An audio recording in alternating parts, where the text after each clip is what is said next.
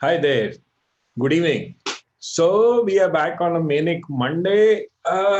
We've been doing this for the last 1 week. I see you guys again after a week, and I hope you did not have as manic a Monday as I had. And I really hope in the last 1 week you've been coming here regularly so that we have been able to help you in whatever the best way we can as we approach CAT. One less week to go for CAT since we started last week. Should we worry? I don't think so. We have a lot of time. We still have a lot of time. 7th of September today, the CAT, as I said last time, maybe it will happen on 29th November, maybe it will not. Let's see. Right. So my colleagues till now have given you a very good orientation on percentages. I guess there has been a orientation lecture on GK also. And then there was another orientation on RC. Today I talked to you about vocabulary and grammar. Anybody who is focused only on CAT, that person might not really find a lot of motivation to sit through the class unless I tell you why vocabulary and grammar are important, and trust me, they are very important. This is coming from someone who has a decent score. I have said it earlier. I have given as many aptitude tests as I could. I've given the GRE, given the GMAT, I've given the CAT also. My last CAT score was 99.95, and that's why I'm telling you vocabulary and grammar are like they're like your staple, is what I say. Staple means something that you can totally eat on a daily basis and not get frustrated, not get affected, because you know that it is going to be there. It's going to be there everywhere. I will show you some questions from CAT to help you understand the emphasis of vocabulary. Even if I don't, even if I, let's say, we run out of time, I'm going to meet you again very soon. And there I'll show you why vocabulary is important. I said it in the orientation. Summary questions. Are they very important on CAT? Yes, they are. Why? Because they have summary questions, there's no negative marking. One. And since last year, CAT has been giving answer choices in summary questions compared to the other two, the paraexamples and your odd one out questions. Summary questions present answer choices. What was tough about last year's CAT summary questions? I think today is 7th. I think by 15th, we will have detailed video solutions of CAT 2019 for you. I'm going to pinpoint in those questions again. Summary questions absolutely played on vocabulary. The answer choices has had words which, if you do not know, you are absolutely helpless in summary questions. That's what was the problem with summary questions, and that is what CAT has been doing. It comes up with questions in RCs that ask you which of the following is the most likely usage or meaning of this word as used in the passage. What is that? That is vocabulary. In those questions, obviously, CAT is not going to throw you to very close meanings. It is going to test you on a vocabulary. So either you know that word already, or if you don't know that word already, you read the sentence and you try to understand what is the meaning of that word. So all of it, CAT tests on CAT tests you on vocabulary. In summary, it will test you on the vocabulary in your RCs, and then I have been saying this for so long now. Maybe CAT is not the first test that you give. Maybe the first test that you will give this year is NMAT, and NMAT has a huge 10 questions on vocabulary. What I'll do is I'm going to shift my camera because this thing is becoming very awkward. This should be better, I hope, unless this thing falls, which I hope it will not fall, because if it does, koi baat nahi yaar, it's going to be a semi-disaster. We'll adjust it again. All right, this seems better. So let's get started. Let's not go a lot into background. What all do we have? So the question was, do we need vocabulary? Look at the list. The NMAT specifically, I know what is happening on NMAT this year. So I've written 36 questions. 10 of these questions are purely vocabulary based. This year NMAT, expect 5 questions in analogies, which are purely vocab based, and another 5 questions in text completions. We've seen the questions that NMAT is expected to, the kind of questions that NMAT has provided in its free test, and the kind of questions that are there in the NMAT official guide. Trust me, it's going to be a lot more about vocabulary than about your ability to understand sentences and fill in the blanks. So NMAT fill in the blanks questions are also going to be a lot about vocabulary. 10 questions flat. You know the words, you get them right. IFT, 20 verbal ability questions, out of which 8 to 10 were vocab based. Snap, 35 questions, out of which 10 to 15 questions were vocab based. And finally, your ZAT, where you had 26 or 27 questions, out of which 13 to 14, 3 to 4 were vocabulary based. What kind of questions do they put in vocabulary? They have synonyms and antonyms, flat questions where if you know the word, you know the answer. If you don't know the word, you don't know the answer. One. They'll put you through analogies. I said NMAT will have analogies. Analogies are what? Where you have to understand logical relationships between words. You will know the logical relationship only if you know the words. Text completion, fill in the blanks, also called sentence completion. Again, an NMAT thing, but then also on the snap or on the IFT. And then the third category, close test, spellings and odd word out, not odd one out. So close test is when instead of a one sentence, I ask you to complete an entire paragraph and I give you word choices for everything in that paragraph. So that's a close test for you. Spellings test, yes, you can totally anticipate it. If you end up stretching yourself in terms of exams, if you go till a test or an MHCT, I'm pretty sure you will come across these questions also, right? How to build your vocabulary. First approach, etymology. Second approach, flashcards. Third approach, word lists. Fourth approach, contextual usage. Fifth approach, association with pictures. We've seen all of it. I have experimented with each of them. I have constantly accumulated feedback from my students to know exactly what happens when a student takes any of these approaches. And I'm going to give you that feedback from people who scored a 99.5 percentile on CAT, from people who scored a 99.9 percentile on ZAT and the other exams. I'm going to give you word-to-word feedback from these kids. And yes, I also have a background in GRE and GMAT, and I know what kind of vocabulary is important if you end up giving an exam like GRE. I'll give you the feedback from these people also. What happens when you take one or more of these approaches? Flashcards are what? You can have sort of flashcards in hard copy. You can have an app of flashcards. Word lists. I don't know. I think it requires an extraordinary level of dedication to be very, very comfortable with word lists, memorizing so many words. Contextual usage, I'll show you examples because contextual usage is actually the best way I will do. Associations with pictures. People call it digivocab. Over the years, I have found that digivocab is a very interesting way of teaching. It might not be the most interesting way of learning. Why? Let me come to that. Because I know at Endeavor also we use digivocab, but I also know what happens. Flashcards, limited number. The best flashcard app that you might see in the market, one, very likely an American app, which means it will bring you vocabulary from the American perspective. And yes, there is, if you have a background in SAT or on the GRE, you know that there is a different emphasis, there is a different choice of words in the American, American language. They prefer some words, they use some words very, very frequently. Because our language descended from the British concept, we might not use those words, we might use their counterparts extremely frequently. So that distinction, but more than that, I repeat, flashcards, I've seen flashcard apps, the number of words goes to around 600 or 700. How important are they? I don't know. What do flashcard apps do? They give you a word followed by a meaning. They might give you synonyms and antonyms, and they might give you a sentence. Why are flashcards so catchy? They're catchy because people tend to they give it 30 seconds to a flashcard. And what are you doing with the flashcard? You're reading from a flashcard. So if you can read from a flashcard and you feel like really pumped up after you've read a word and its meaning and its synonym and its antonym, you've read all of it and a sentence related to that word. You've read all of it in 30 seconds. What next?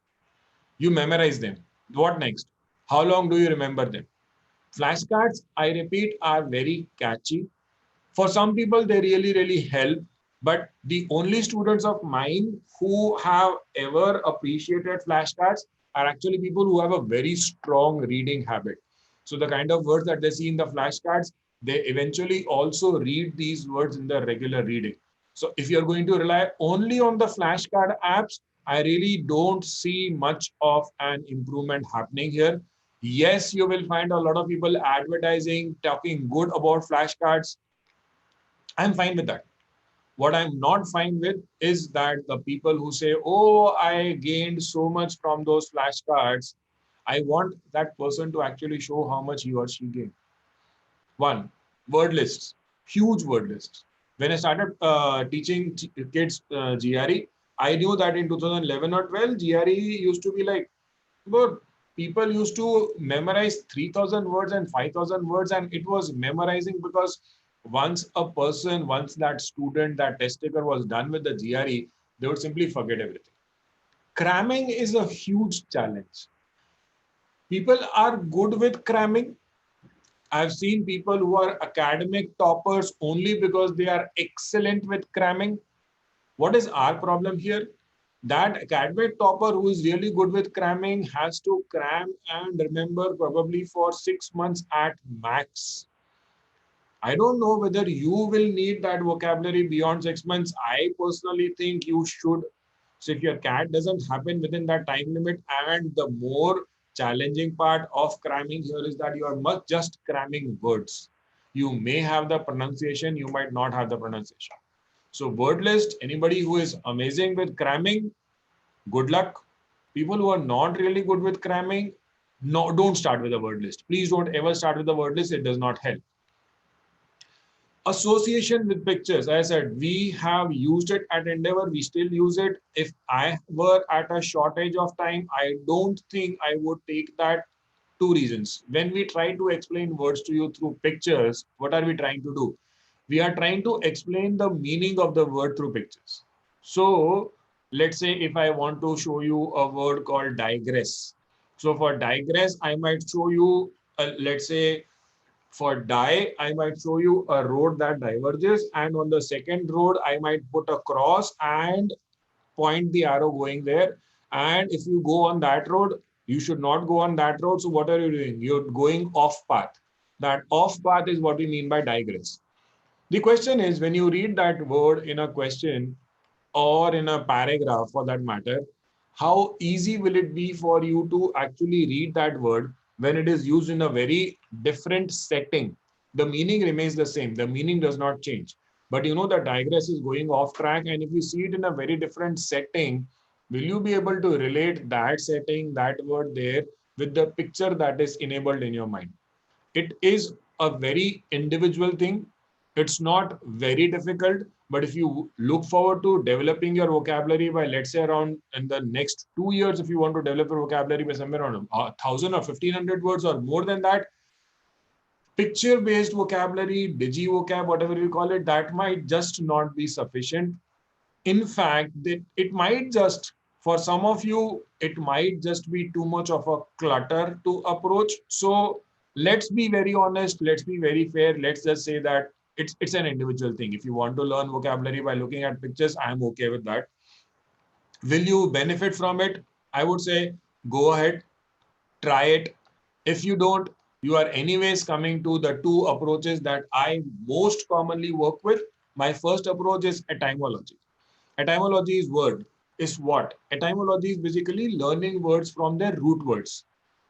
You might be aware that English is a language derived from Greek and Latin. Sorry. Because it's a language derived from Greek and Latin, a lot of words, almost most of the words that you see in English language, they originated from Greek and Latin words. If you've been following the power vocab, the vocab flash that we do on Endeavor every day, every morning I come up with a new word. And in some of those, I give you the Greek and Latin roots also. So if you've seen those videos, or if you are aware, a lot of words come from root words. So what does etymology do? Basically, it helps you to, one, understand meanings of words, because I tell you the root word, and then I show you a lot of words that originate from that root. So I am giving you a sort of a linkage. You can link many words because they all come from the same root. And because I can link those words, either I know the meaning or I can totally guess the meaning of that word. One.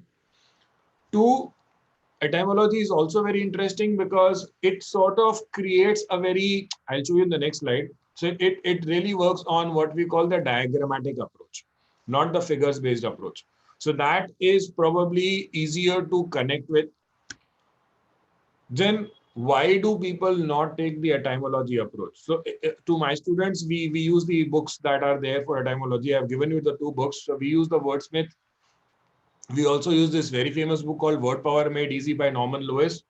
The book has not really been updated for the last 15 years or more than that, I guess, but it's okay. It's a wonderful book to work with. So what do? We put it at a primary level. All of my students preparing for CAT, people preparing for GRE, I never recommend normal list because I know that normal list is not up to the level of GRE. Normal list, GRE is more on of the tertiary level of vocabulary. But CAT students, I tell them normal list is a wonderful book to start. Also because a lot of them have 1.5 years of preparation, 2 years of preparation ahead, and they want to start from the fundamentals. So that's vocabulary in terms of etymology for you.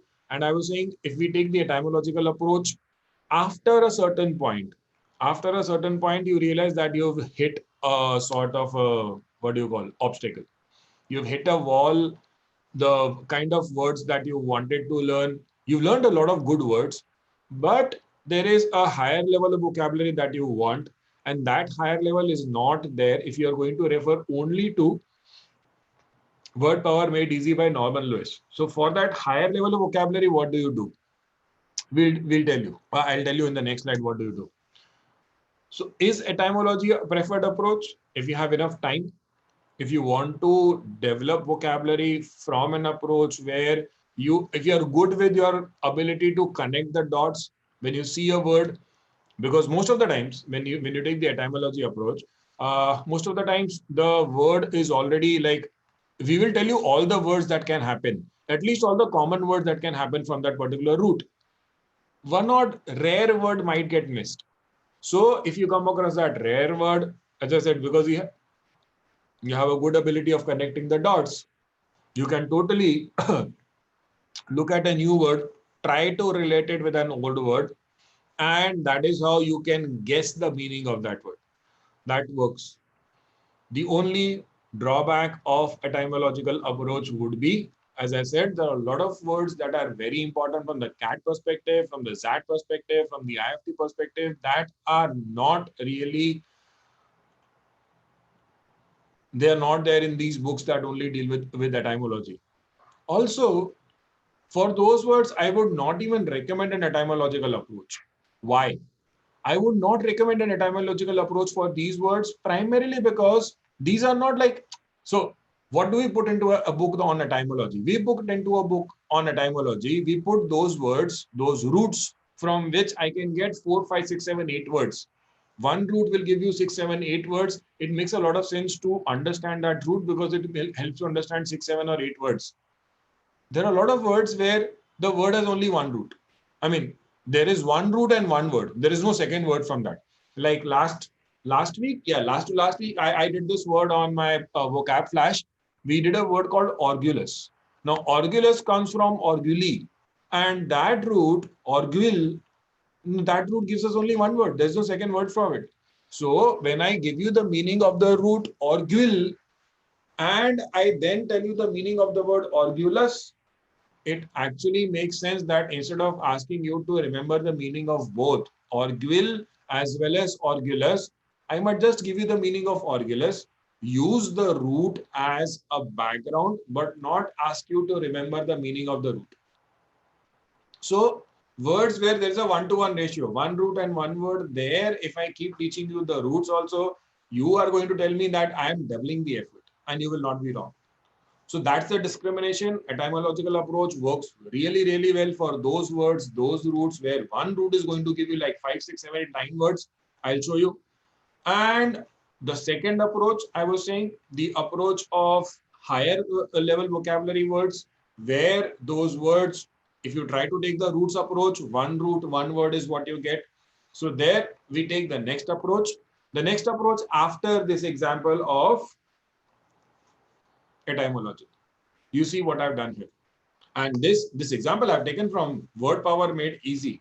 I am going to totally give the guy his credit. That book is wonderful.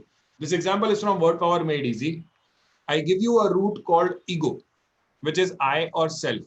Now, ego, the Latin word is I or self, but in English, the word has a meaning. The word has a meaning called an exaggerated sense of self-respect. You have self-respect, great.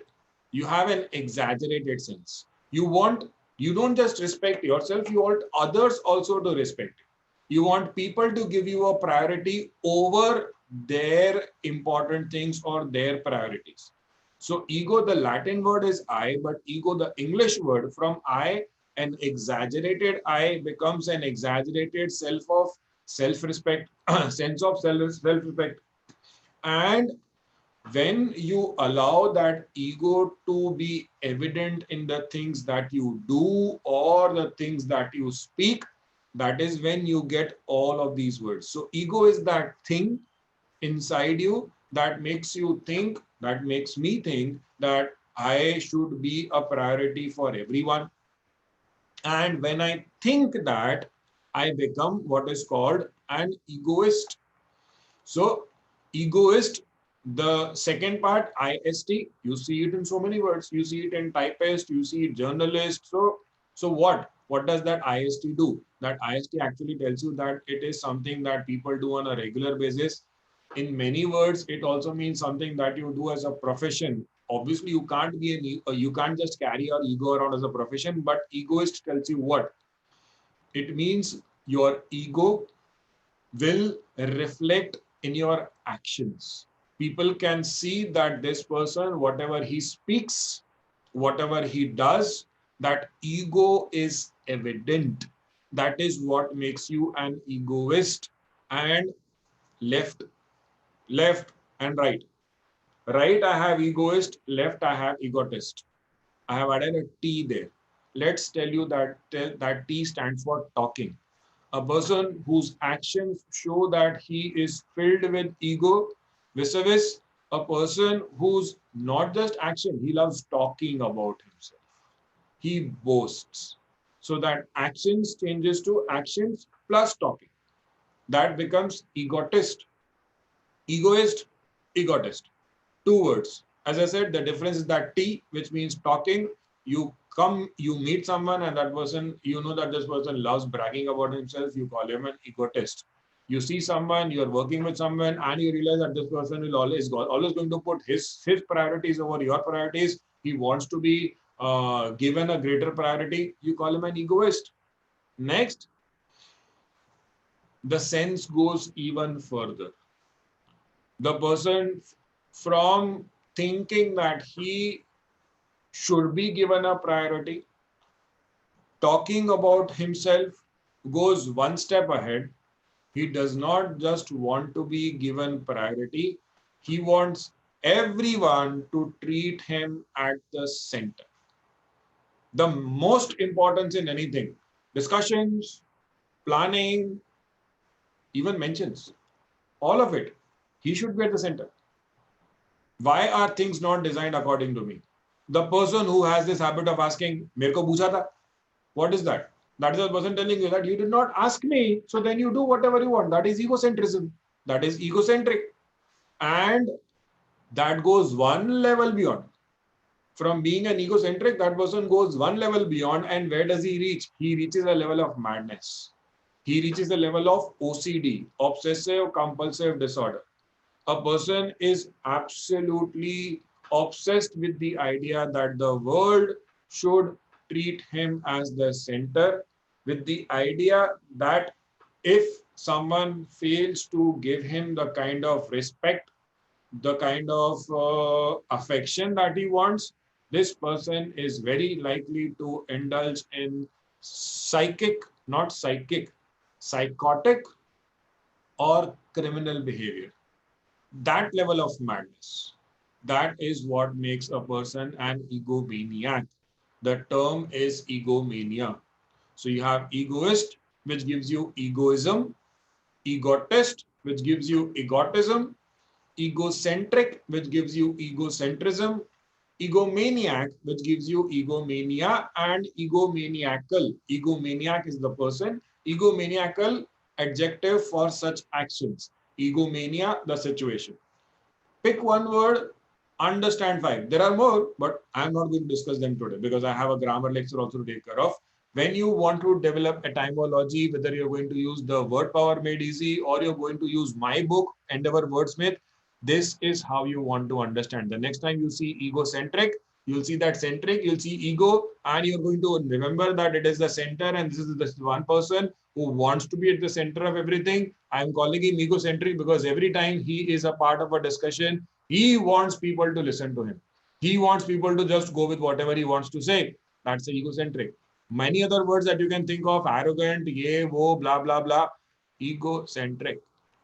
Next, the last approach from our list, contextual usage. My most preferred approach because that is how I developed vocabulary. When people ask me, okay, so you gave the GRE in August 2011. Yes, I did score a 340 out of 340 when GRE changed its format, but that is like long gone. And I never tried to memorize vocabulary from your word list, or I never had that attention span of developing vocabulary. The only good thing that I did in my life to take care of my attention problems was read a lot. That reading is what gave me whatever vocabulary I had at that time. And reading, when you read, if that reading is interesting enough, those sentences where you come across new words, you will have a happy stimulation to or happy curiosity to want to understand that word. That is what we mean by contextual usage. When you read a sentence and you come across a new word, you want to understand the meaning of that word because that sentence really gives you a sort of a meaning. And if you could figure out the meaning of that word instead of just a sort of a meaning, you'll get the actual meaning. That is contextual usage. As I said, it is my preferred approach. Recommended books. I have a wonderful book called Vocab Empower, which we update on a regular basis. Otherwise, there is no particular book in the market that you can use for contextual usage. There are some people who have published books with the particular focus of helping people develop vocabulary from usage. I have seen all of them. Trust me, those books are neither interesting nor they're helpful. So if you want a reference, I mean, if you're not going to get my Vocab Empower book, it is absolutely okay. All you have to do is, I use the word absolutely a lot, right? मुझे लगा ऐसा, कोई बात नहीं. Next, 1.5 hour, I'm not going to use the word absolutely. बहुत ज़्यादा हो गया. Last time. हाँ जी, तो where was I? I was at Vocab Empower. If you don't have the Vocab Empower, I'm fine with it. Read good newspapers, read blogs, read editorials. These books, these blogs will also help you develop vocabulary. I have always said, whatever you read, please make sure that you like what you read. Because if you like what you read, the desire to understand a word, the desire to understand implied meaning, the desire to read more, read quickly, all of these skills that you need for your cat, they are going to automatically come up. If you love what you do, you are going to do really, really well in it. So, example of contextual usage. This is from my Vocab Empower book. You might see this example again because we will deal with vocabulary. I think specifically from Vocab Empower perspective only. Going ahead, you read this paragraph. You start reading this paragraph, and what do you see? You see that the sentence starts with, to the market watcher's great consternation. Now remember, when you take the contextual approach, you will not understand every word on the go. Rather, sometimes you just keep coming back. To the market was a great consternation. The technological stocks kept plummeting. Maybe you know the meaning of plummeting. Maybe you don't know the meaning of plummeting. Consternation, maybe you don't know. Leave it. Go ahead. One wonders if there would have been some way to forestall the extra legal way in which the law had been bent by an amalgamation of a few speculators to manipulate the prices. What I have understood till now is that there has been a manipulation of prices. In the past, there have been a prodigious number of blueprints that have been created to improve the efficacy of the checks and balances already in place, but one is yet to describe any actual improvements. I started from the first sentence, I ended with the last sentence. My pile up has gone ahead. What I now know is that the passage has a sort of a negative tone. I'm going to first go and pick up the word plummeting. I'm going to pick up the word plummeting because that is where I was confused. That is what I want to understand. What does this word mean? Apparently, this word has to take a negative meaning. Because it takes a negative meaning, now I'm going to pick this plummeting and take it here. People who watch the market, what kind of feeling would they have? They are going to have a feeling of disappointment because the stocks continue falling. The prices of the stocks continue falling. And disappointment, panic, anxiety, heartbreak, all of these words. That could be one of the meanings. Then the next sentence, one wonders if there would have been some way to, I probably know the meaning of stall. So I can assume that forestall also is similar to stall means to hold. Forestall should be something similar, holding. I know the meaning of legal and I know the meaning of illegal. What could be extra legal? Something related to legal, definitely not legal. Extra legal way in which the law had been bent by an amalgamation of a few speculators. What could amalgamation mean? It could mean a group, it could mean a collection, it could also mean ambition. I don't know the meaning. I am going to take all of them. Amalgamation of a few speculators, ambition of a few speculators. In the past, there have been a prodigious number of blueprints that have been created to improve the efficacy of the checks and balances already in place. Go reverse. There are checks and balances. What are checks and balances? Control mechanisms. What would people have tried to do? Because I'm referring to control mechanisms, I should have tried to improve how good my control mechanisms are. I'm going to take efficacy there. So what would blueprints mean? Blueprints should be a sort of a guideline here. There have been guidelines. Prodigious. I'm talking about a number here. So if number, I think the best guess should be a large number. So I have a sort of a meaning for consternation, disappointment, plummeting, falling down, forestall, sort of stop, extra legal, neither legal nor illegal. I'll come to the meanings. I'm not rushing through things. Amalgamation, I don't know. It could be a group, it could be a large number, it could be a small number, it could be ambition, it could be corruption. So many words. I don't know the word. Prodigious, I said many, large number, blueprints, sort of guidelines, efficacy, effectiveness, the improving the effectiveness ही रखते नहीं यार कितने words बनाने हैं इतने सारे थोड़ी इधर से निकाल लेंगे. One is yet to describe. Now the author is so the author is so disappointed. Very disappointed, what means there have been a lot of blueprints, but there has been no visible actual improvement. So describe, I would say describe means probably see, visualize, observe, anything like that. With these meanings, that list, let's see what the actual meanings are. So your actual meanings. There is a box also, an animation. Consternation, surprise, fear, I said anxiety, we were close. Plummeting, falling, plunging steeply, we were very close. Forestall, prevent, preempt, we were again fairly close. Extra legal, outside the law. So then what is extra legal? Is it illegal? Is it legal? What is it? It is something that the law cannot do anything about. Example, does the Indian law have any penalty if any human being has a pet, but the human being does not treat the pet well? Any penalties?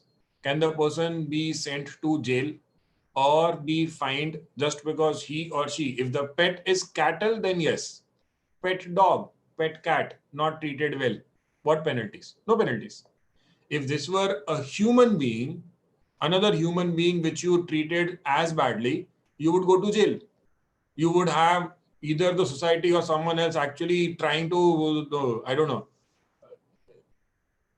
you would have repercussions. Would you have similar repercussions in not treating a pet well? So that is extra legal. The law cannot do anything about it. It is wrong. It is outside the purview of law. That is extra legal for you. Then, क्या हो रहा है? Amalgamation is mix. I had 1, 2, 3, 4, 5, 6, 7, 8, 9 words, out of which the only word that I skipped was amalgamation. I got 8 out of 9. This isn't me.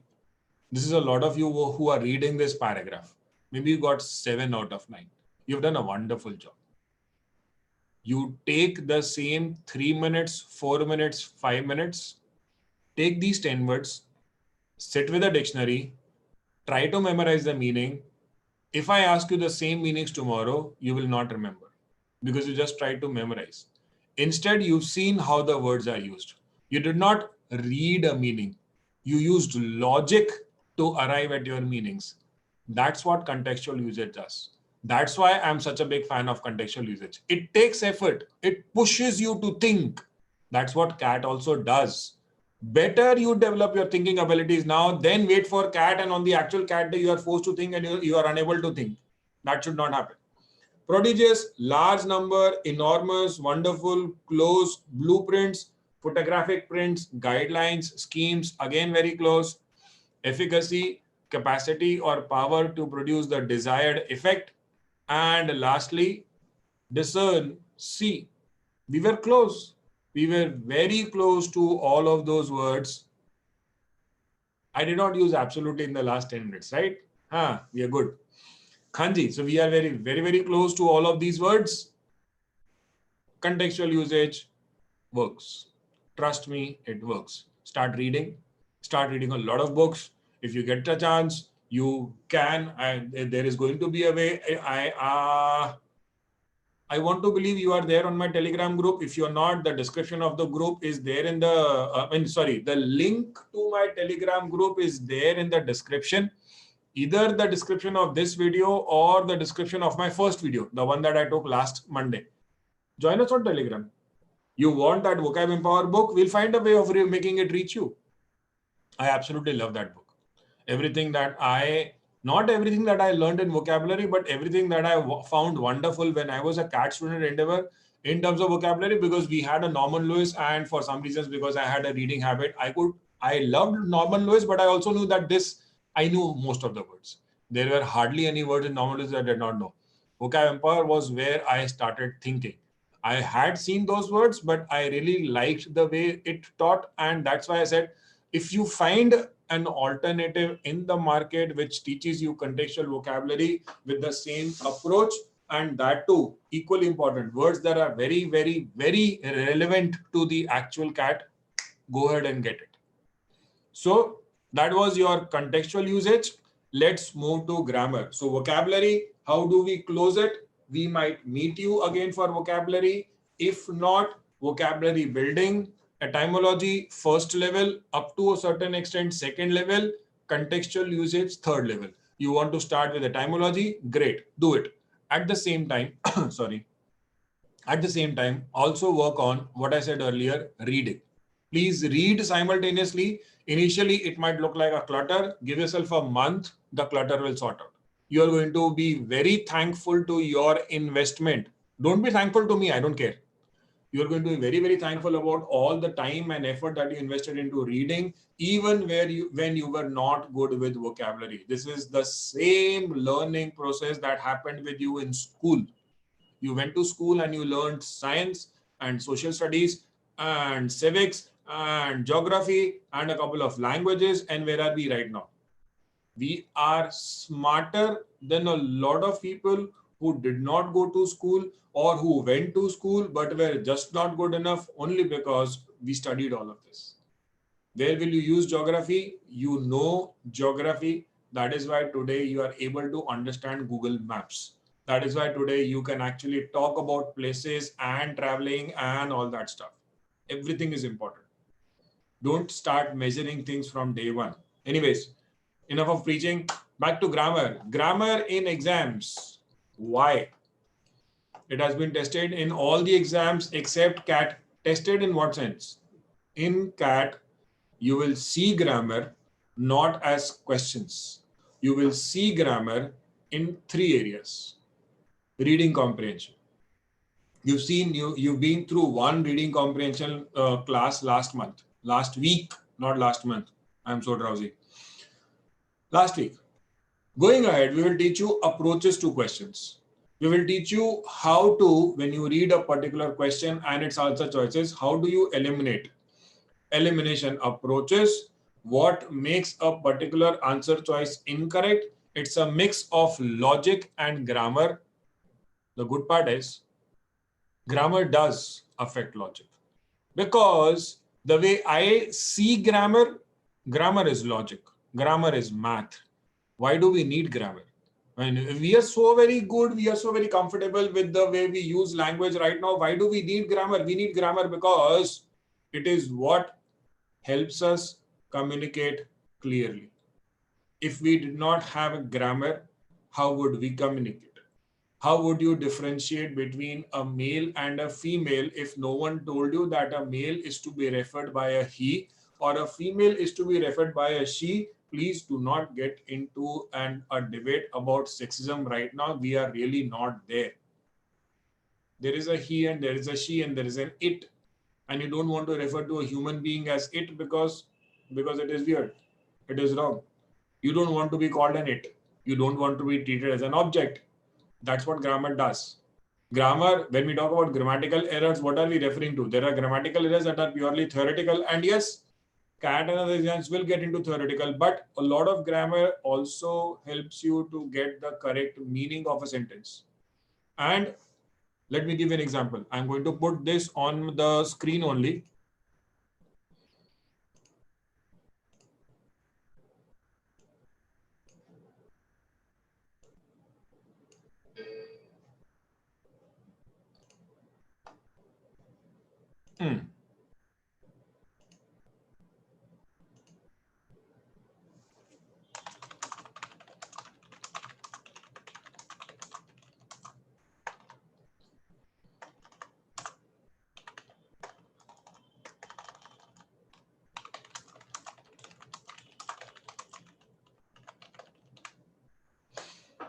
I hope you can see the sentence.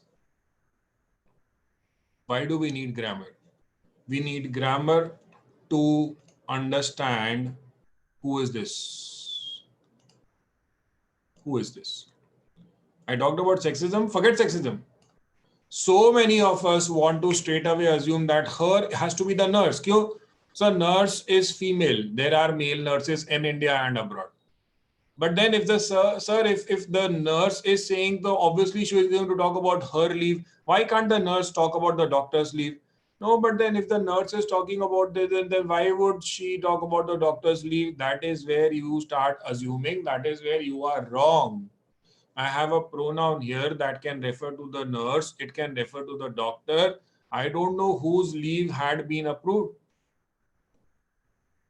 The sentence is wrong. And grammar tells me this sentence is wrong. We use these discernments. We use these minor things when we create answer choices.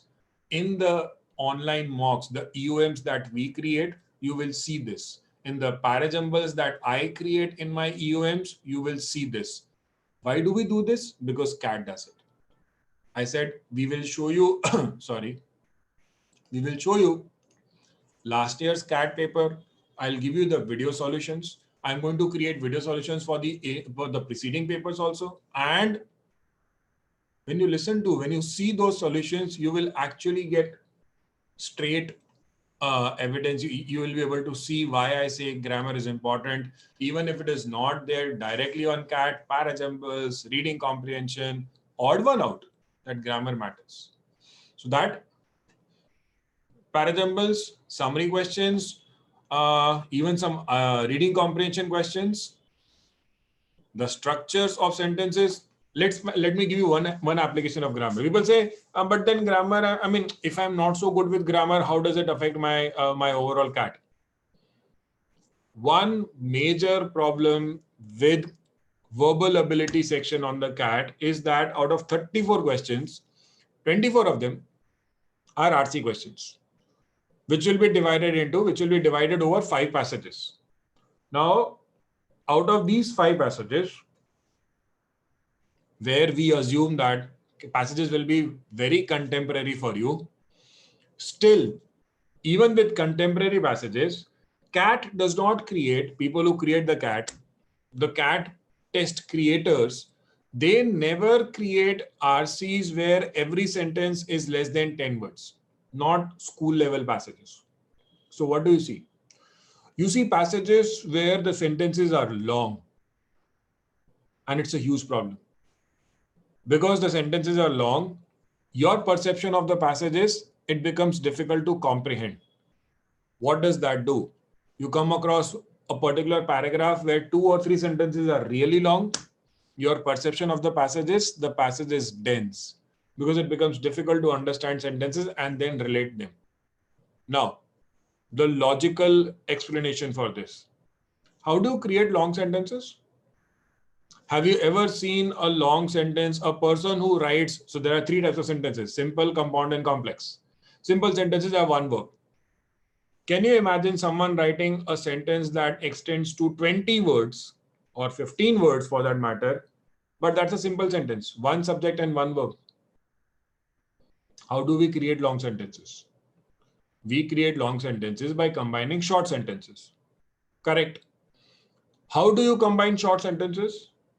You combine short sentences by using conjunctions. Where do you see conjunctions? Vocabulary or grammar? You see conjunctions in grammar. First point. Do conjunctions also tell you that there are different types of conjunctions, and depending on what kind of conjunction do I use in that sentence to combine multiple sentences, or if I change the conjunction between 2 sentences, the meaning of the sentence will change. When someone says he is smart and rich, a different sentence. He is smart. Sorry. I'll again put it on the screen only. So when someone says, oh, this sentence is very different from or from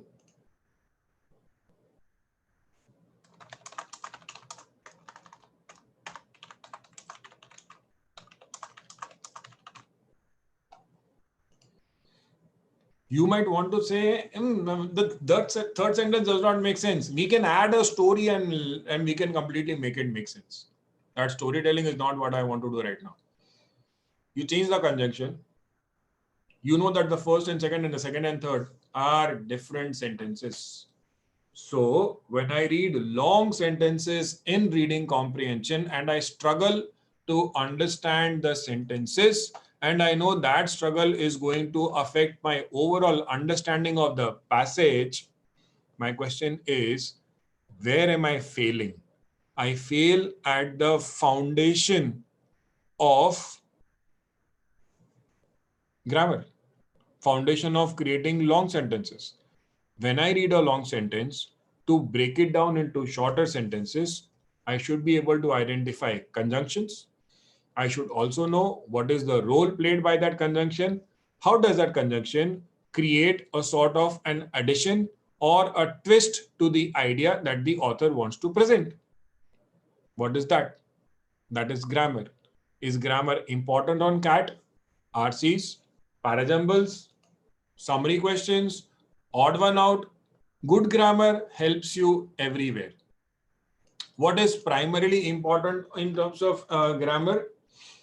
The kind of things that you should know in grammar, you should know subject-verb agreement, noun-pronoun mismatch, agreement, then verb-tense match, mood of the sentence, conditionals, parallelisms, modifiers, article usage, usage of adjectivals, usage of prepositions and prepositional, overall usage, redundancy, spellings, and punctuation. This entire list comprises everything that is important on Indian exams from the grammar perspective, not just CAT, other exams also.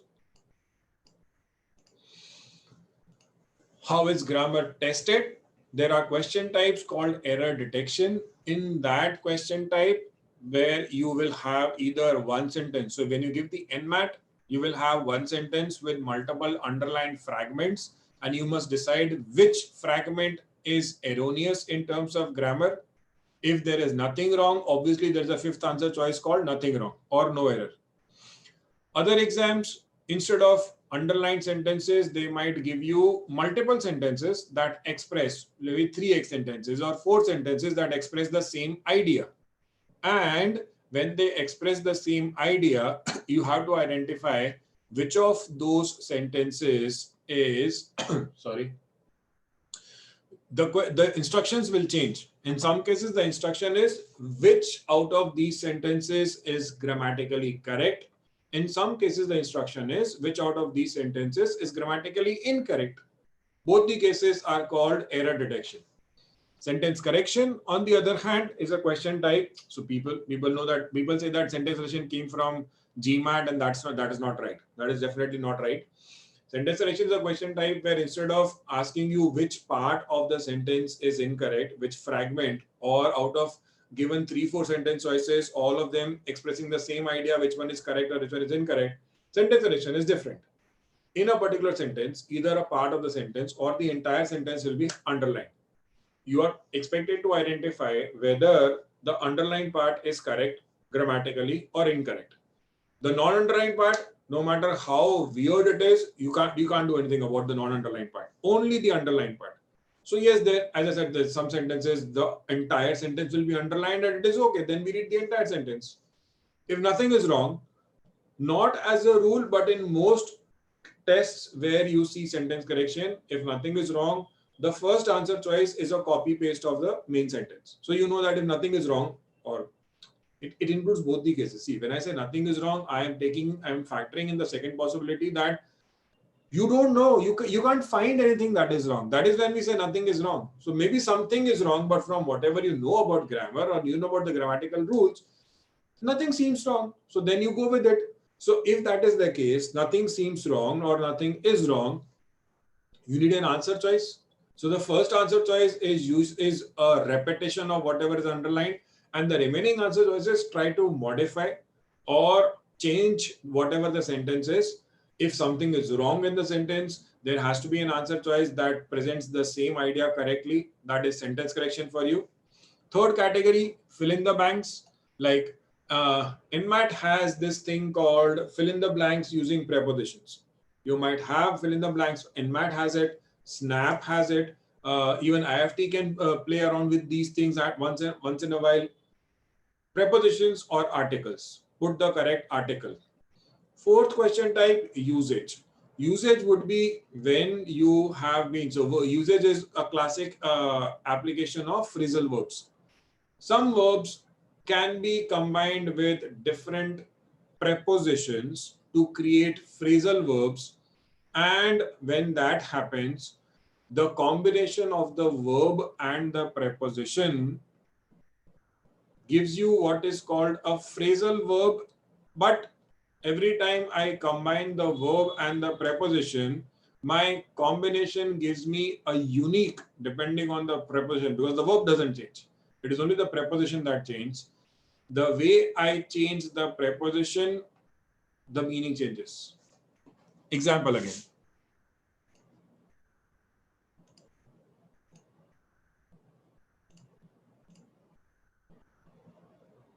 Slightly smaller font this time because I have to write so many words.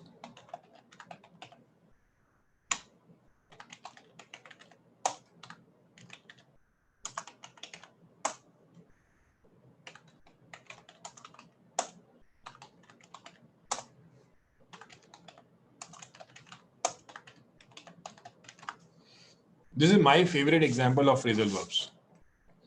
I've played around with a verb and prepositions. Every time I change, the meaning changes completely. Overtake, take over without a space, take over with a space. Completely different meanings. You know what is overtake. You've seen people driving on the road and people who actually come ahead of the vehicle. That is overtaking. Take over. Without the space, it's a noun. Acquisition. When a company completely acquires another company, it's a takeover. It's a noun. With the space, it's a verb. To take over means to assume responsibility. Take up and uptake. Uptake again is a noun, which means capacity. Take up, to sort of raise. I say we took up the issue of people not wearing masks in the society meeting. So taking up is, as I said, is to raise. Uptake, it's a noun. It means capacity. The uptake of something, the intake of something. Take away, with a space, without a space. Without a space, it's a noun. Food, things that you can just get parceled, all of those are takeaways. But take with a space away means to take someone away using force. The criminal was taken away, someone is being abducted, kidnapped. Again, the same verb, take away. So that one verb, take, the meaning of which almost everyone knows, I play around with these prepositions 1, 2, 3, 4, 5, 6, 7. Not one of these 7 had a meaning similar to the other one. That's what prepositions, that's what phrasal verbs do. That's what you do in usages. Right, back to our list. So what do we start with? Parts of speech. I have seen this sentence more than 1,000 times because this is the sentence that we also saw during school. It was told that this sentence is one of the best examples because it has all the parts of speech. What are the different parts of speech?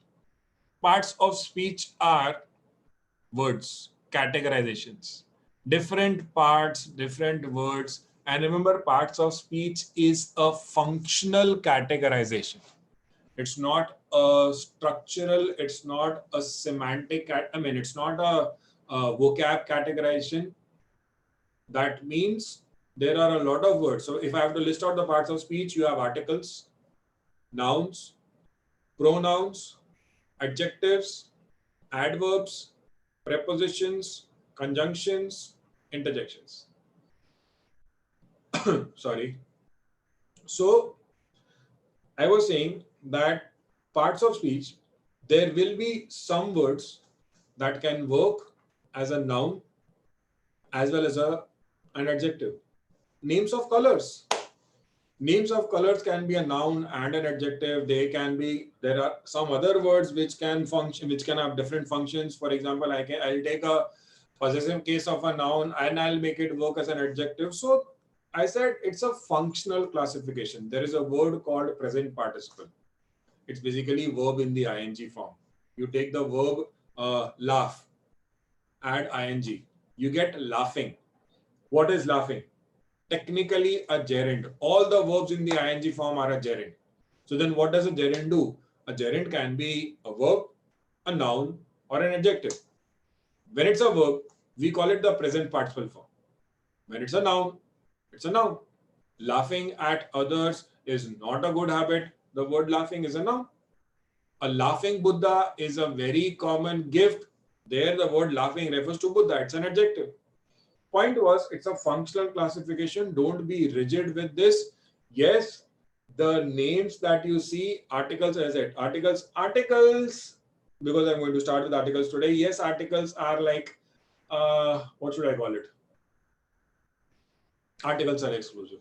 The words a and the, if you want to use the American pronunciation of the word. So a and the or the, these words, they are exclusive.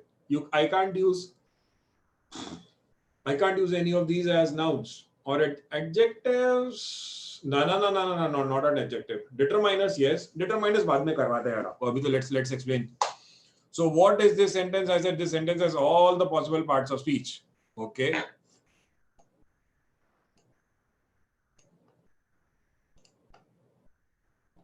In this sentence, where is a noun? A noun is a name. People told me, and people say, I've taught 20,000 students till date, and when I ask in the class what is a noun, the answer is, sir, name, place, animal, thing. True. Nouns are names, not just name, place, animal, thing. Anything that you use to identify by its name, that name is a noun. Proper nouns, common nouns, different types of nouns will do that. But nouns are names. One, where do you see a noun in this sentence? You see it in fox. You see it in the dog. These are my nouns.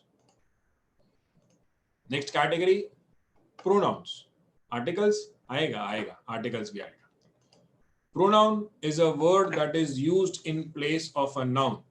Why do I use a pronoun in place of a noun? Because if I don't use a pronoun, I will get a sentence that is very, very awkward. Awkward. What do you, how can a sentence, I mean, anyway, sentences are awkward, but what kind of an awkward sentence are we referring to here? Why do we need pronouns? We need pronouns because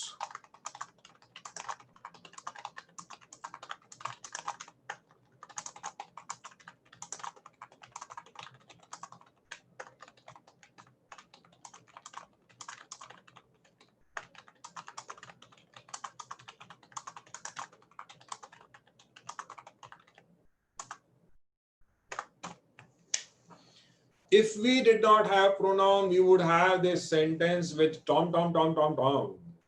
And tom, tom is not like the one word, the idea that you want to be in. Christopher Nolan, hai na? Inception. You don't want your head to start ringing tom, tom, tom, tom, tom, tom, tom.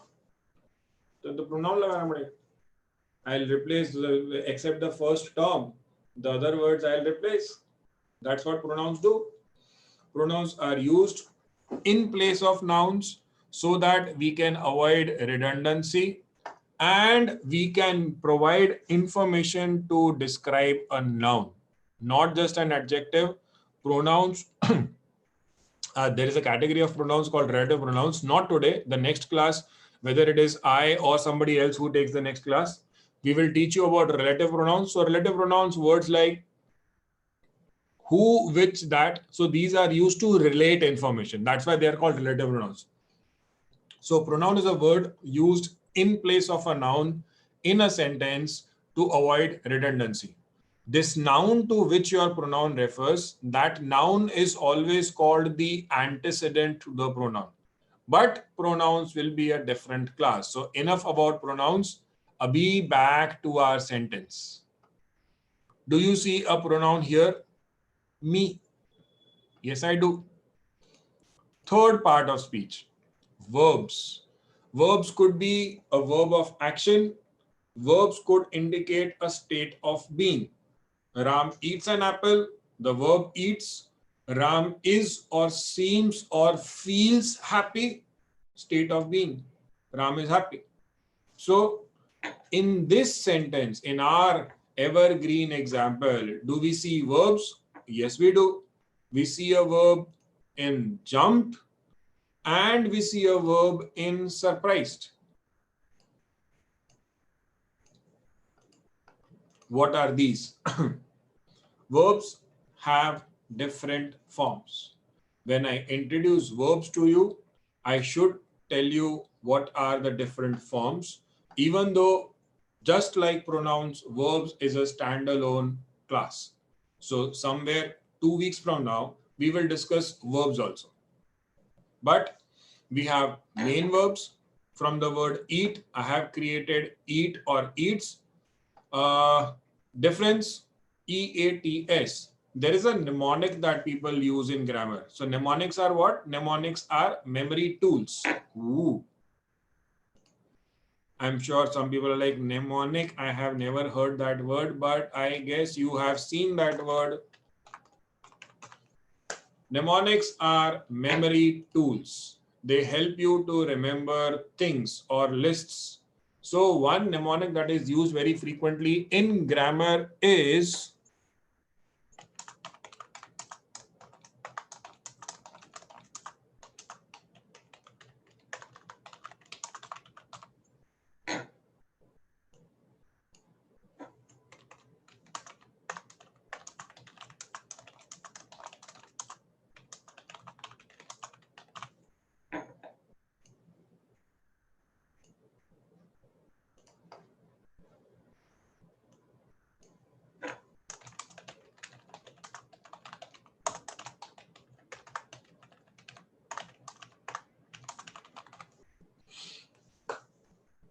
Noun plus an S, plural. Mnemonic or rule? Mnemonic, not a rule. There are nouns that already end with an S. There you cannot add another S to make it plural. So mnemonic, this is how it works in many cases or most cases, not all cases. Same with a verb. So when I have a verb that already ends with an S, how do I create a singular verb? There I add ES to the end of the verb. Point is, eat and eats. Plural and singular, eat is also my base version of the verb. More about it when we talk verbs later. Ate, past tense form.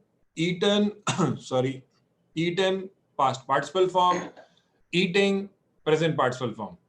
Helping verbs is, am, are, was, and were, which are created from the verb be. Have, has, have, had, created from the verb have. Do, does, did, created from the verb do. Purpose of helping verbs, they are used to support the main verb. And the last category, modals.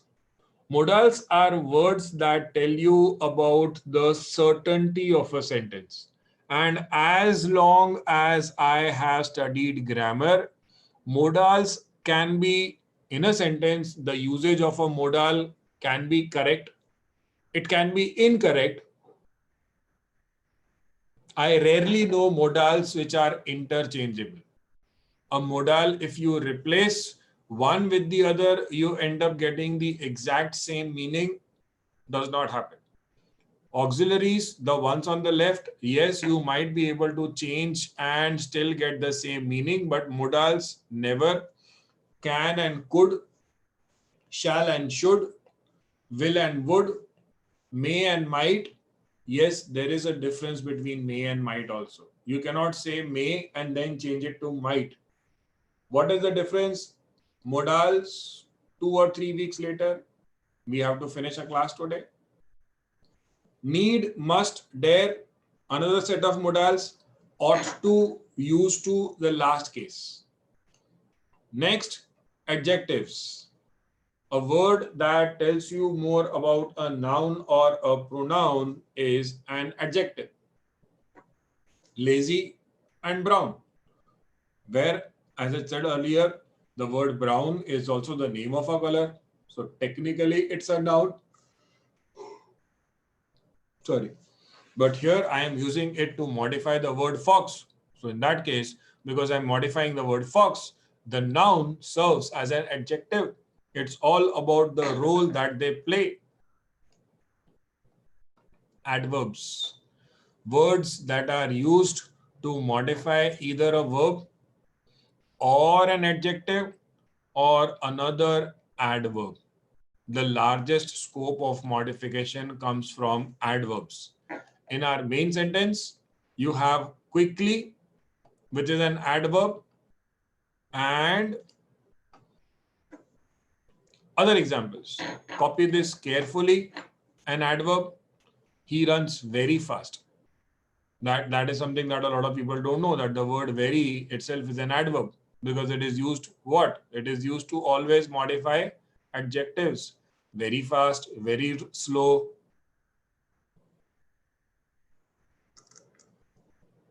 Very expensive, very long. The mango is a very sweet fruit.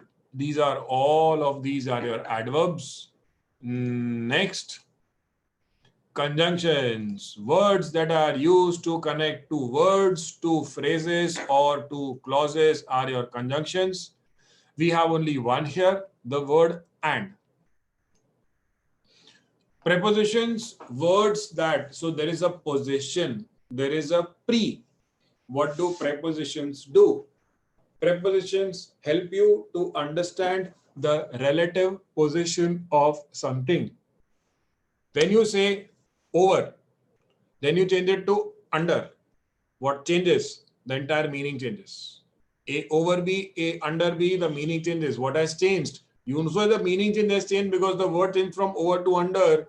the entire context, the location of A and B, the positioning of A and B relatively changes when I put A over and B, A under B. That's why I said relative positions. When you say something is far, something is ahead, that doesn't mean in a very, I'm going to break the commitment here. Absolute बोलना पड़ेगा यार. तो if I say ahead, ahead doesn't mean absolute terms में maybe somebody is ahead of him also or her also or it also. So those are prepositions for you. Relationship between noun and a noun, noun and pronoun and pronoun. Position, movement, direction, time, place, and possession. All of these relationships are for prepositions. Then, in the example, the word over is a preposition.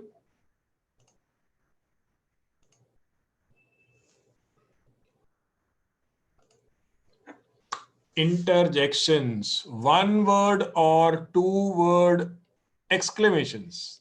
When someone says, "Oh my God," and puts an exclamation, yes, it's an interjection. That is, I guess, oh, huh. People also say, "What the hell," and then put an exclamation, and that is also an interjection. Although the dictionary might not accept what the hell, but what the hell. We anyways are going to use what the hell. So this word "wa" is an interjection. Which exam will test you on interjections? God forbid. I have seen it.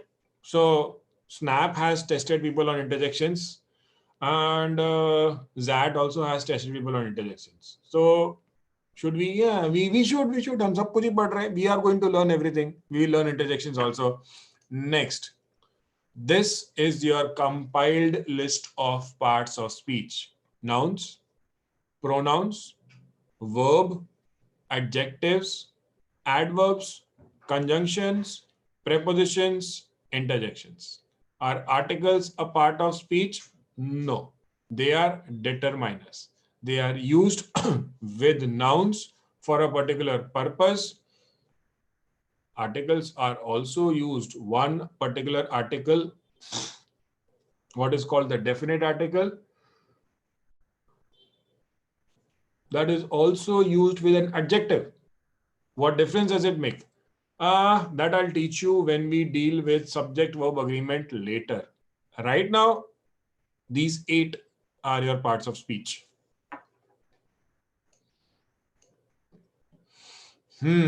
Types of nouns. There's a long list of types of nouns. So I'll first segregate my nouns into proper and common nouns. Common nouns, the names that I know. I have a camera, and I have a human. हाँ, human. ऐसा नहीं है भाई, खुद को human ही बोलना पड़ता है. You have a dog. You have a thing. You have a bike. You have a car. Common nouns. And then you give names to them. So you can say, my bike is called Robert. Or you can call your bike anything that you want. So a bike can have a name. People usually have names. If those people are close to us, or if those people are like the kind of people in our focus, we'll also give them nicknames. So names and nicknames, given names, places have names. There's a mountain, but you call it Aravali. So Aravali is a name given to the mountain. There's a mango, and you call it Alfonso. That is again a given name. So your given names are proper nouns. Problem with proper nouns, because it's a given name, that given name should start with a capitalized alphabet. Proper nouns are proper nouns. All other nouns fall under common nouns. Do all of them? I'll show. So there are common nouns. Common nouns then get differentiated into 2 categories. There are common nouns. There are things which you can define the boundary of, the existence of. It is not just about things that you can touch, this or this. Now, even the word week. Can you define the beginning and the end of a week? Can you define the beginning and end of a movie? It is not just about touching, and touching or feeling is really not the correct definition, because you can touch water. You can feel cold air. Neither water nor air can be called a concrete noun. things that have a defined start and end. Call it tangible, call it whatever you want. These are your concrete nouns. Everything else that falls under common nouns but does not have a start and end, I can see the air conditioner, I can see that LED lights, but the air that comes from the air conditioner or the light that comes from it, I can see, I cannot feel, I cannot define the start and beginning. All of those go under abstract nouns. And there is no such rule that abstract nouns cannot have plurals. I have light and I have lights. I have feeling. Forget about lights, because I know the moment I say light, if there's anyone who is watching this video right now and has some sort of what is that word? Grammar Nazi. अरे sir lights तो मतलब you're calling to lights मतलब आप तो lights वो भूल जाओ sorry lights का example देना ही नहीं है. Feeling and feelings, emotion and emotions. ये तो एब्स्ट्रैक्ट नाउन्स है ना. तो इमोशन और इमोशंस में क्या फर्क है अलग अलग जगह यूज होते हैं. So abstract nouns can be used in singular and plural both. Take about news. News क्या होता है? प्लूरल होता है ना कि सिंगुलर होता है? सिंगुलर होता है. News is always singular. क्यों? Subject of agreement letter. अभी नहीं, अभी नहीं. अभी ये पॉइंट के abstract nouns are nouns which you might be able to see or feel, but you cannot define the start and end of. Concrete nouns, things that you can define the start and end of. उसके बाद collective nouns. Collective nouns exist only for common nouns. You put a bunch of things together, you put a group of things together, take articles, things, common nouns, whether it is abstract or it is concrete, put them together, don't define a number, you get a collective noun. Matlab, the word dozen is not a collective noun. Dozen means 12. Score means 20. These are not collective nouns. These are names of numbers. They are called count nouns. Countable nouns are different. Count nouns are different. So we have countable nouns, which could be nouns that can be counted. We have uncountable nouns, nouns that cannot be counted. You can count notes. You can count coins. You can count anything else that serves as currency. You still cannot count money. You can count the value of everything that is a part of the money that you have, but you cannot count money. You can count people, males, females, children, the third gender. You can count all of it. You cannot count population. You can only measure population on the basis of, so population, money. Two of the commonest examples of nouns that cannot be counted. Reason, if I could count it, that word would have a plural. There is populations, but that is not plural in the sense that I'm taking one, there are multiple populations, I can make a plural out of it. How do you create a plural out of money? Monies. क्यों? कहाँ देगा? Money heist में देगा? Monies. कुछ भी.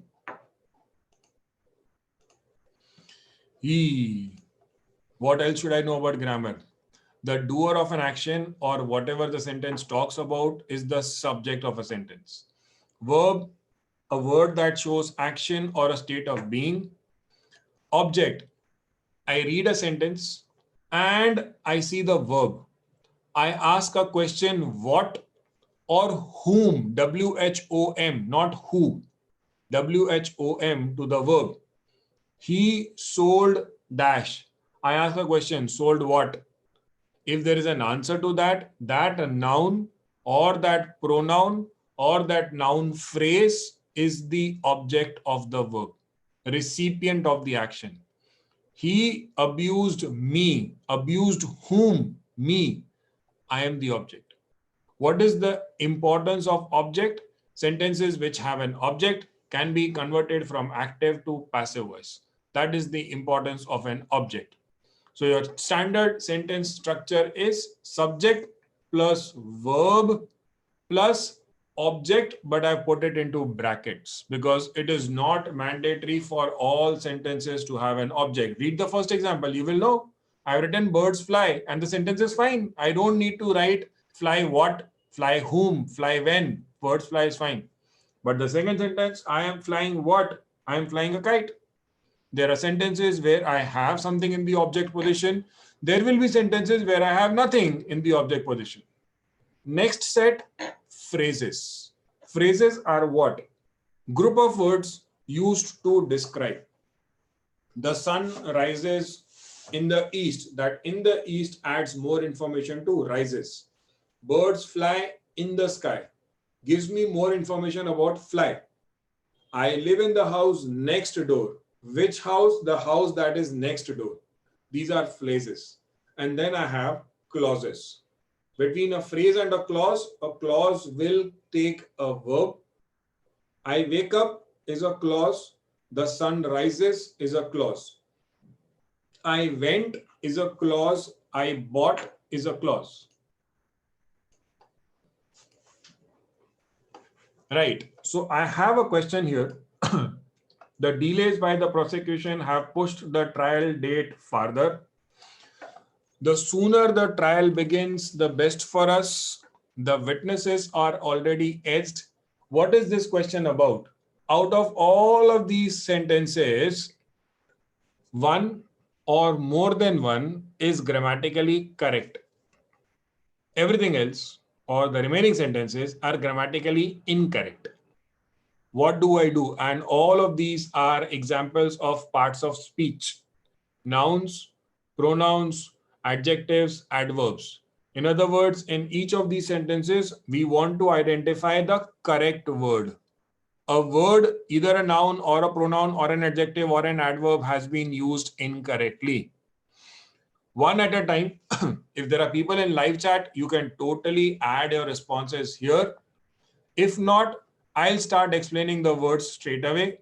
So I read the first sentence and I realize that the delays by the prosecution have pushed the trial date further is used only to measure distance. The correct word here should be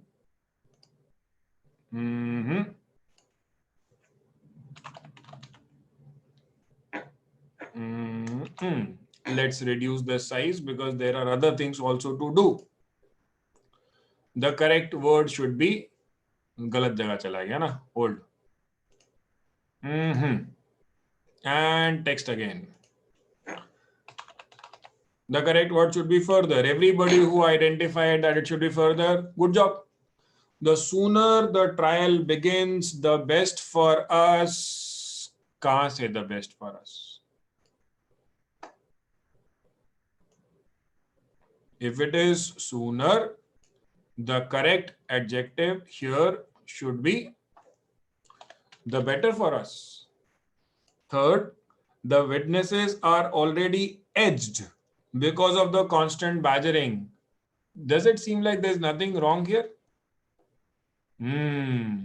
Which is okay, because I don't expect everyone to know all of these words, because if you know so many of the words, it would be an honor to have you watching my video right now. The correct word should be edgy, not edged.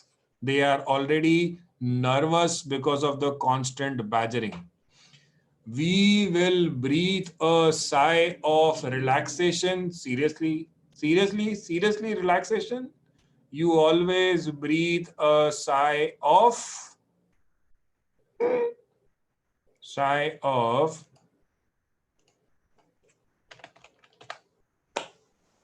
relief. So the question was, which of these four is correct? The answer, all four are incorrect. So my answer becomes D. None of the above. Clear. Do we have it? Yes, we do. The correct adjective to be used is further. The correct adjective is better. The correct adjective is edgy. The correct noun is sigh of relief. I have one more example. 1, 2, 3, 4. Change of plan. Here, one or more sentences are incorrect. Correct. Previous wale mein, previous wala was correct. My mistake. One or more are incorrect. You tell me which one is incorrect, or you identify which one is correct, and we'll know. Everyone complimented her on her good work. The news from the war front are bad. The criteria used to evaluate the candidates were flawed. This is an expensive jeans. आ जाए वापस annotation पे. तो annotation में what do I identify first? This is wrong. ये complement आता है geometry में complementary angles में से. I don't need this wala compliment. I need this wala compliment, which is to appreciate, to give a good wish. That is the correct word. Second sentence correct or incorrect? Oh. News. Did I give away this in the earlier part of the class today? That the word news is singular, it is never plural. You never say the news are bad. Nah, you say the news is bad. Even if there are multiple news, you say the news is bad. So, third one. Third is more of a test of colloquial usage, because some people get into criterias, they use the word criterias, maybe because they do not know that the word criterion is singular. The word criteria is already it is already plural. भाई plural का S लगा के plural कैसे करूं मैं?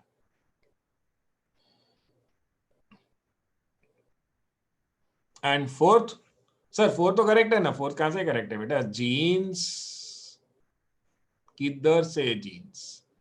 Jeans, trousers, socks, sneakers, knickers, boxers, spectacles, glasses, इसी का दूसरा नाम, and scissors.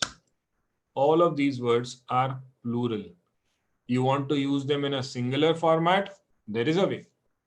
The way is a pair of jeans, a pair of trousers, a pair of shorts, a pair of sneakers, a pair of boxers, a pair of knickers, a pair of spectacles, a pair of glasses, a pair of scissors. Use a pair of, the word changes to singular. Without it, the word remains plural. Matlab, which of these four is incorrect? All of the above. Why? Because this should be this is nahi. If you write this is,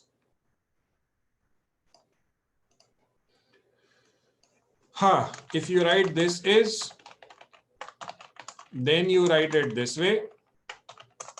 If you write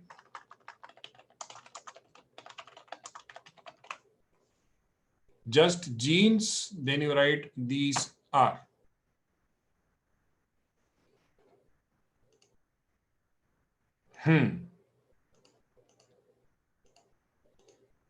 Solution. Complemented. News is singular. Correct noun should be criteria. Jeans used in the singular sense should take a pair of. And the last part. In his poems, he wanted to make much things happen simultaneously. One of these four is incorrect. Can you guess?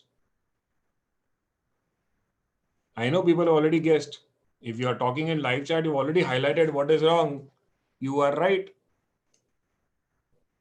For people who picked up, you are right.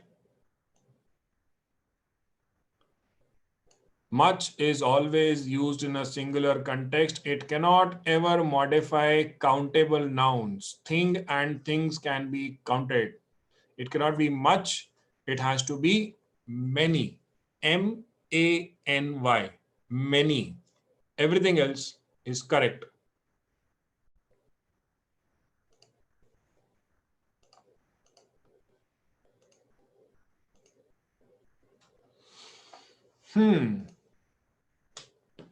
Right.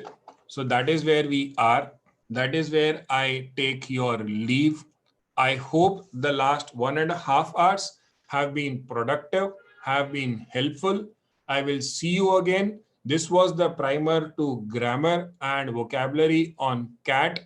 Whatever your queries are, we have the Telegram group. You can put your queries right below this video. Thank you so much for your time. I wish you a very good evening. And because we will meet again, I'm going to wish you good luck for Cat when we meet for the last time. Till then, enjoy, stay safe, stay happy, and have a wonderful day ahead. Bye bye.